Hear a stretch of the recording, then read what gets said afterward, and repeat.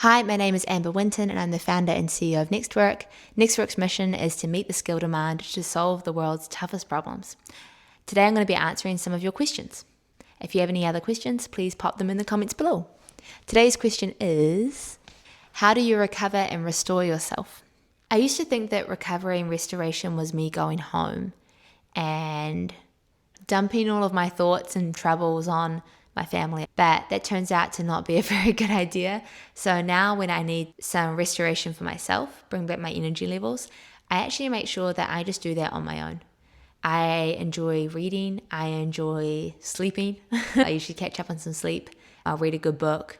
I will doodle, write and journal, usually very solo activities. I will play the piano. I will do things that are just me and my thoughts. Go for a run, go to the gym, things that will get me back into the mood. Often I will dance. I've taken up some dancing recently and that's been really fun. My restoration time, I've learned, is time best spent just by myself, because you need to show up for your family as much as you show up for work, if not more, because the time you have with your family is often less than the time you have when you're working, particularly in my role. So when I'm with my family, I like to really be there for my family and not for me. And so for my own restoration, I usually book that off grid. I usually book that in a quiet place.